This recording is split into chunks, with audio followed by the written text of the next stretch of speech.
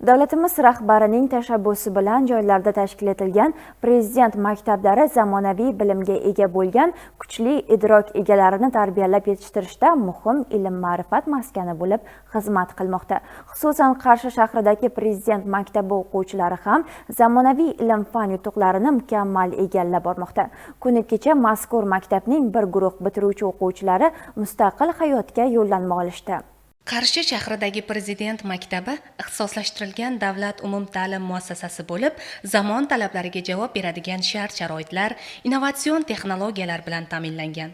Dargohda dars mashg'ulotlari davlat ta'lim standartlari va Cambridge xalqaro baholash tashkilotining ishlab chiqilgan dasturi asosida olib boriladi.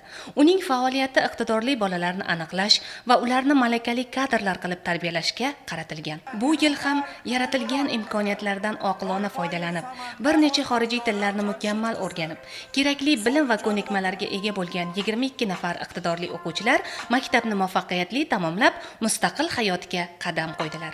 Mana bugun Qarshi shahridagi Prezident maktabi bitiruvchilari safida meni ham farzandim shu maktabni bitiruvchi safida bitiryapti.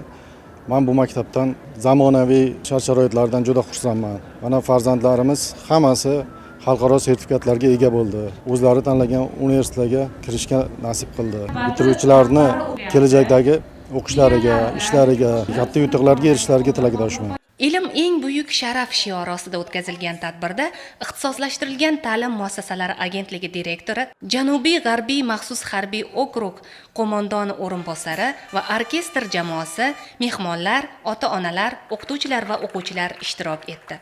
Men Qarshi shahridagi Prezident maktabi bitiruvchisiman.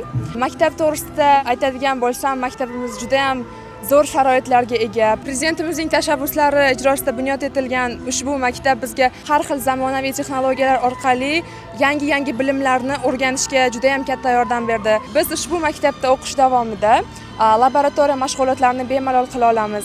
Yangi bilimlarni o'rganish uchun robototexnika va IT fanlari ham bor va ushbu berilgan sharoitlardan foydalanib ko'plab 90% o'quvchimiz SAT va xalqaro IELTS imtihonlarini qo'lga kiritishmoqda. Undan tashqari biz xalqaro A-level imtihonlarini o'zimizning tanlagan fanlarimizdan topshiramiz va bular ham kelajakda bizga katta yordam beradi degan umiddamiz. Va shaxsan o'zim ham kelajakda o'qishimni Germaniya davlatida davom ettirmoqchiman va umid qilamanki, kelajakda olgan bilimlarim orqali davlatimga o'z hissamni qo'sha olaman. Tadbirda ta'limga qaratilayotgan e'tibor, yoshlarga yaratilayotgan imkoniyatlar xususida so'z yuritilib, bitiruvchi o'quvchilarga kelgusi o'qish va ishlarida omad va zafarlar tilagan holda ishonch bildirildi.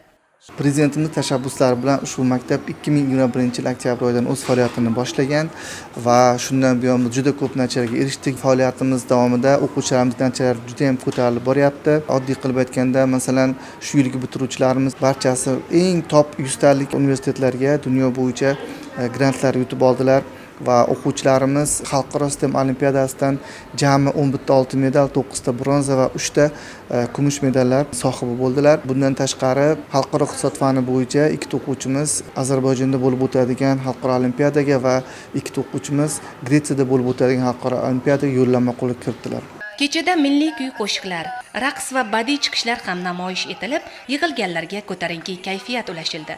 Ota-onalarning farzandlariga yo'llagan tabriklari, bitiruvchilar tomonidan ijro etilgan qasamyod, ya'ni yetuk kadr bo'lib yetishish, yurt ravnaqiga o'z hissalarini qo'shishga ont ichganlari hamda 10-sinf o'quvchilariga yetakchilik bayrog'ini topshirganlari barchada katta taassurot qoldirdi.